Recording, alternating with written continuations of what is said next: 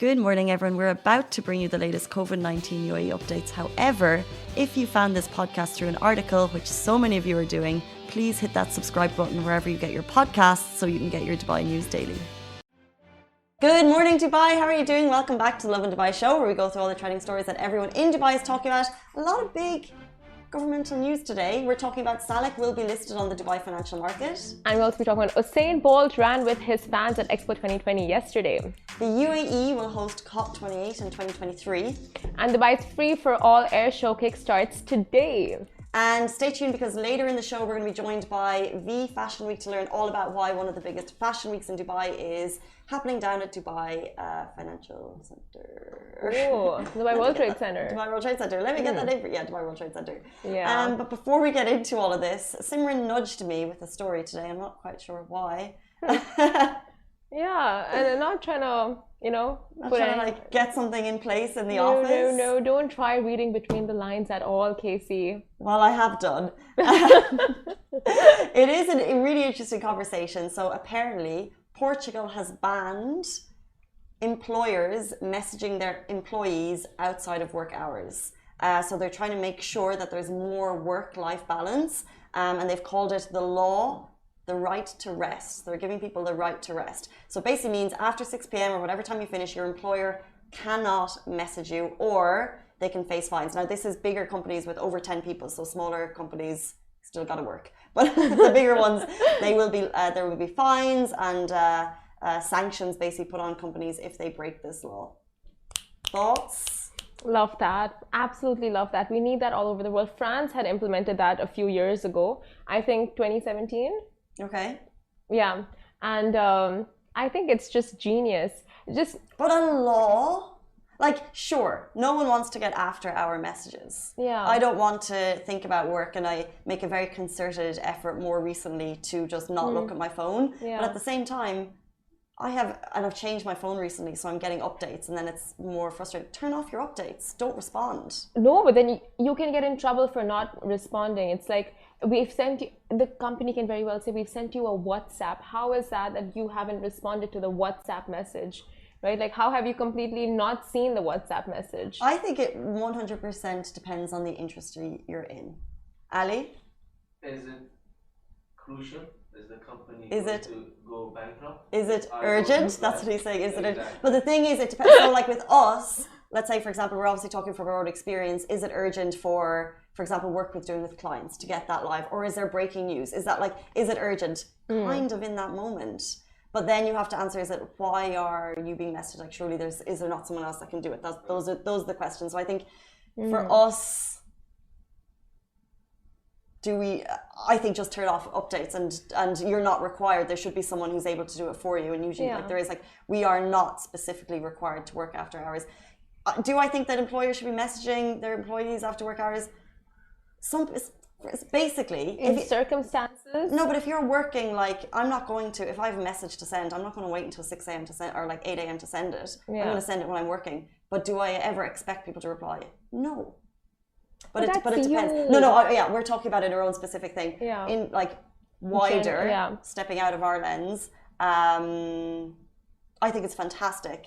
But it's really interesting that a law was needed, because it was obviously something that was really, really frustrating for people. Yeah, do you think the UAE needs a law on it, or do you think there needs to be a wider conversation as to what's okay and what's not okay for employees? See, a conversation, we can always have that conversation, right? But it's not like every single company takes that on board and then regulates that.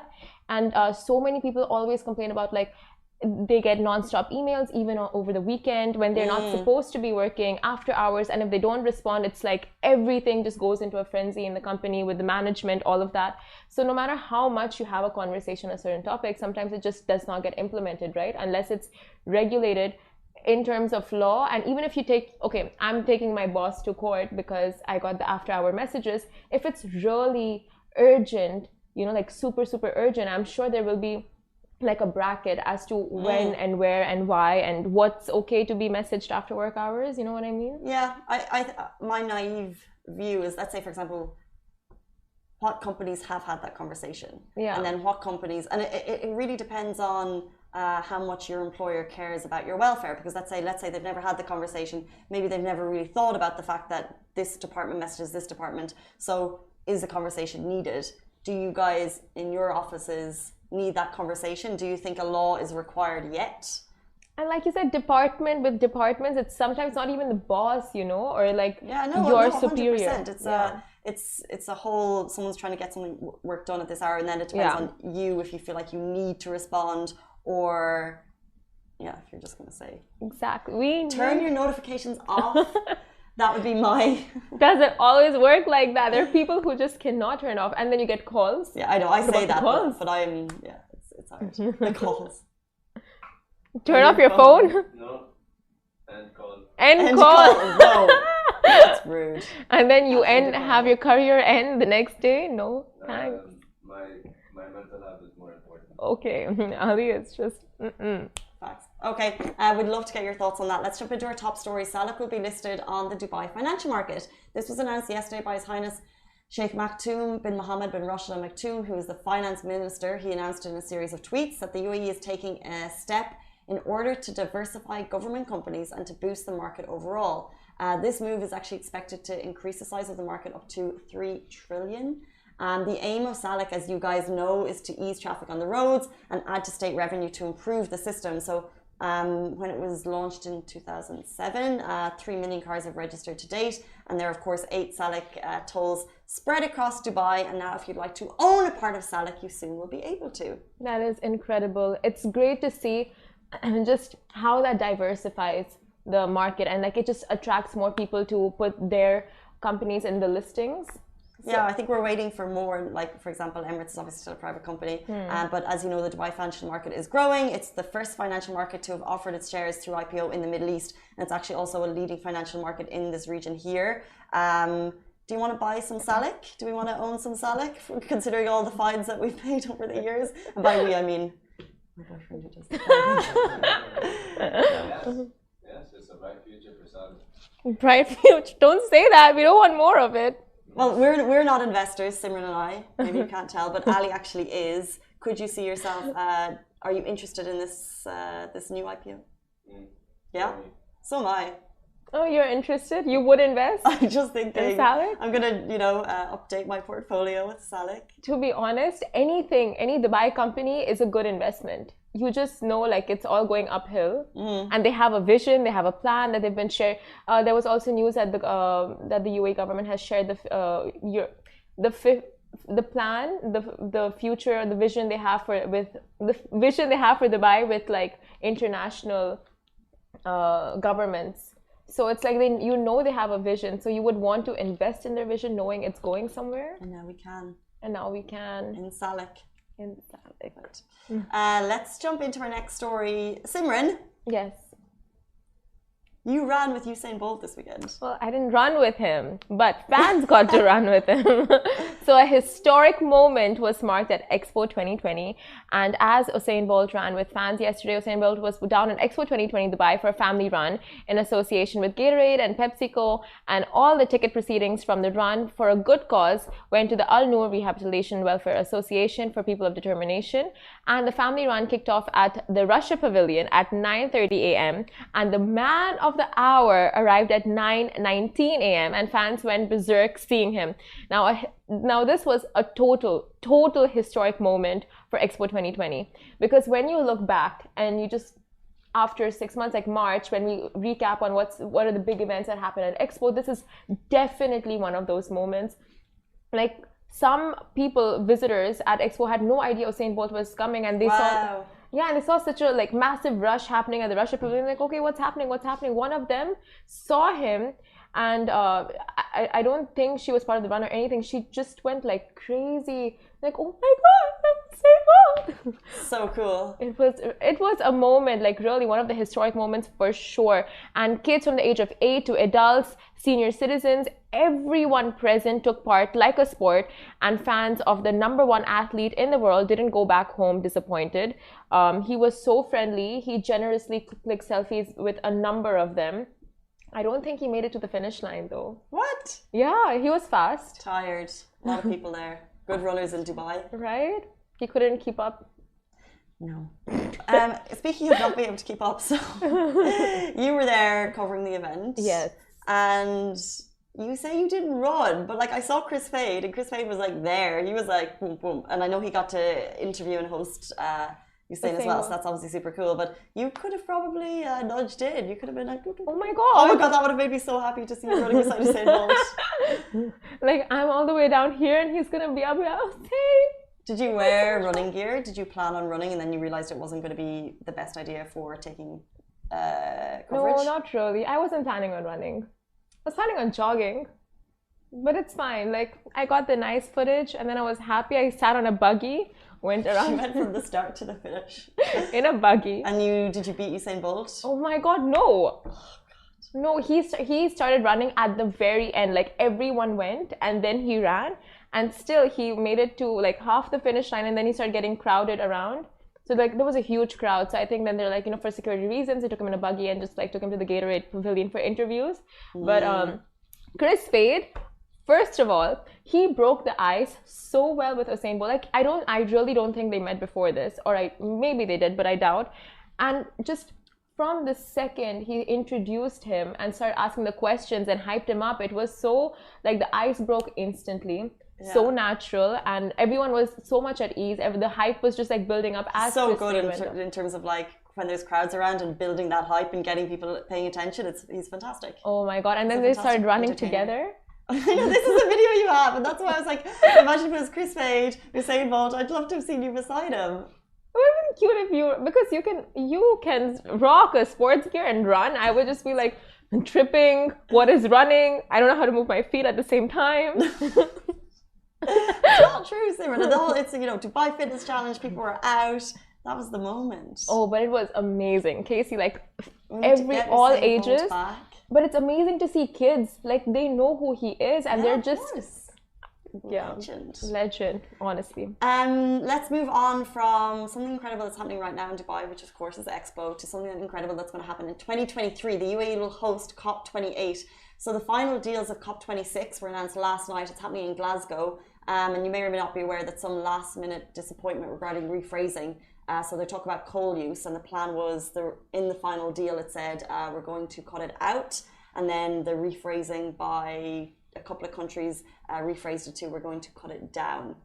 So there is a little bit of disappointment there at COP26. However, overall, they're looking at, let's say, for example, naturally determined contributions of over 80% global emissions. There are a lot of positives happening there, and those conversations happening will hopefully determine real change to avoid catastrophic climate change. And the UAE is showing its commitment to the cause by hosting COP28 in 2023.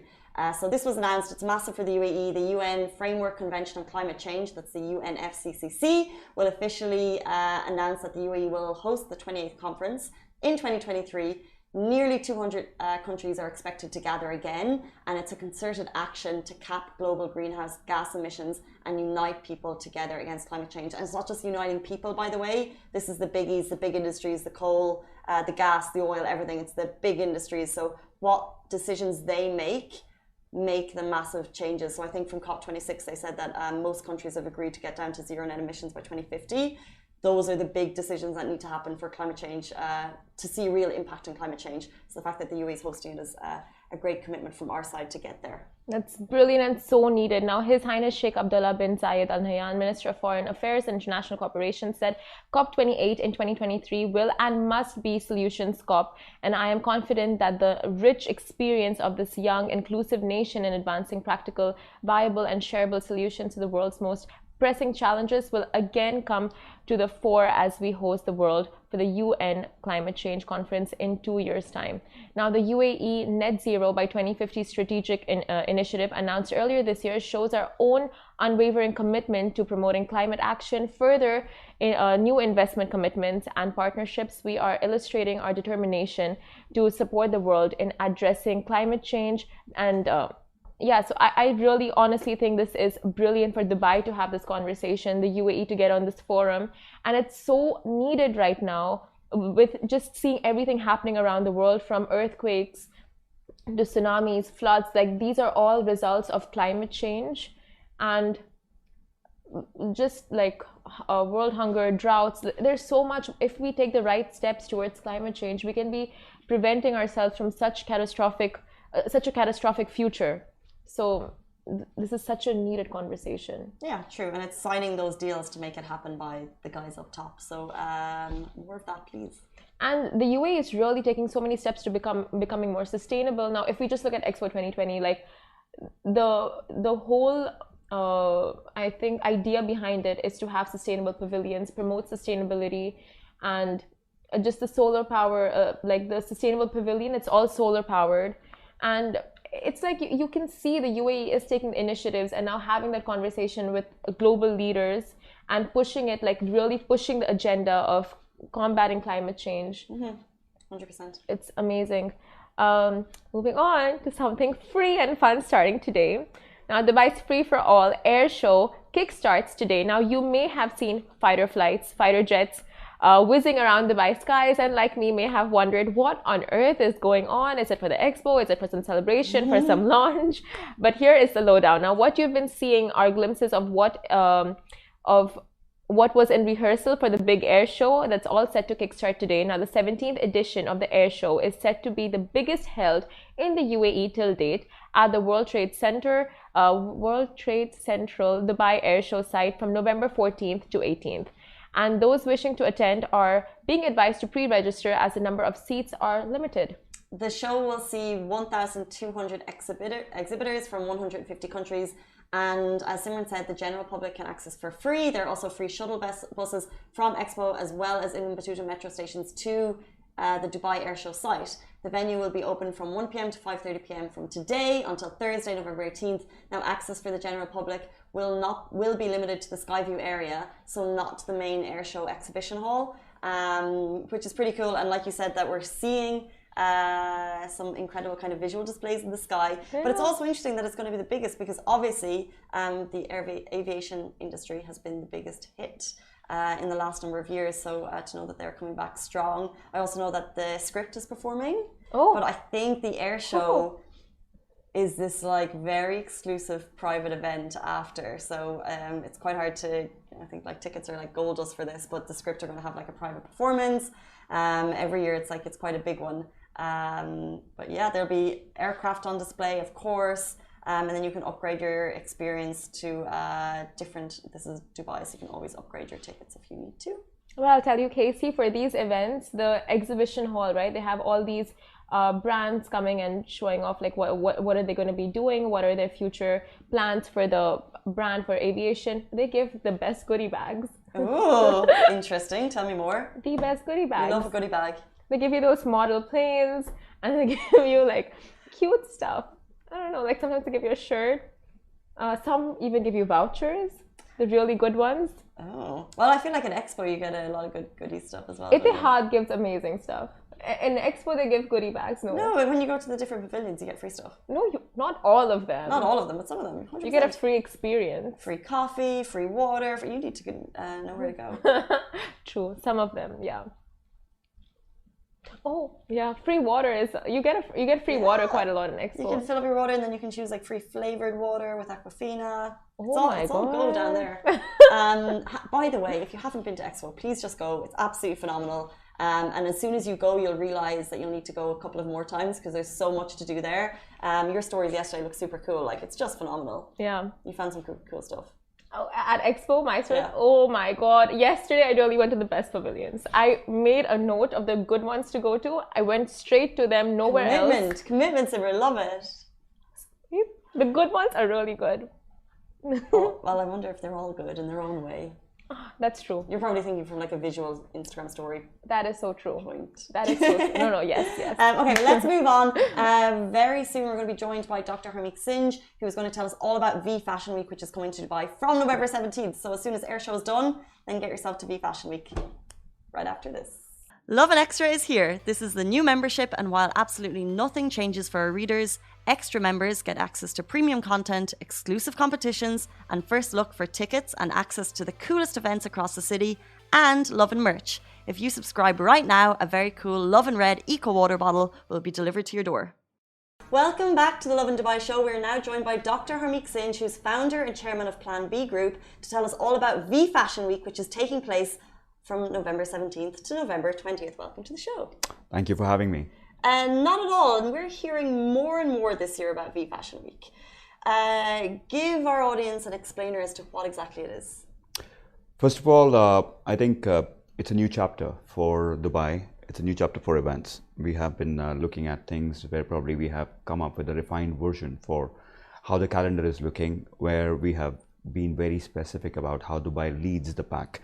So fashion is a quotient that probably we were a part where probably we were looking into bring in a brand that probably can be a churner, a head turner to look into a sustainable model for fashion. So it's not about just a fashion quotient to this, but then again a sustainable model with emerging talent to be probably introduced, looking at knowledge sharing, knowledge transfer, bringing in 80 plus countries to come together where it is also very relevant to Dubai.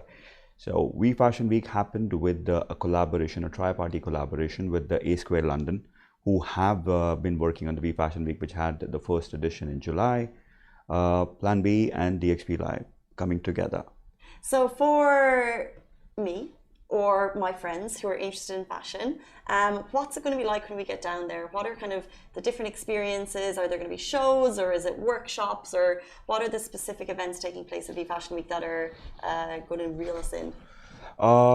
This year, like what we have planned is, apart from the workshops, that's definitely going to be having master classes over there with a lot of key ingredients coming from the fashion brigade, where it comes down to fashion designers, makeup artists, and few other things which probably makes up the fashion industry. Also to look at that how startups could be probably given a platform as well to probably just been introduced over there. Fashion shows, yes, that's a part of the whole thing, but exhibition as well. So there's a lot of new things that probably could be showcased with emerging talent from the local designers as well, international designers, rubbing shoulders together to see that how it is a new chapter for fashion. Not limiting to fashion, we have put in some substance to this as well this year. We have a couple of initiatives that we put together that we're putting in the mainstream at this edition of We Fashion Week. We're bringing in the special children to walk. That's the walk for the social cause, where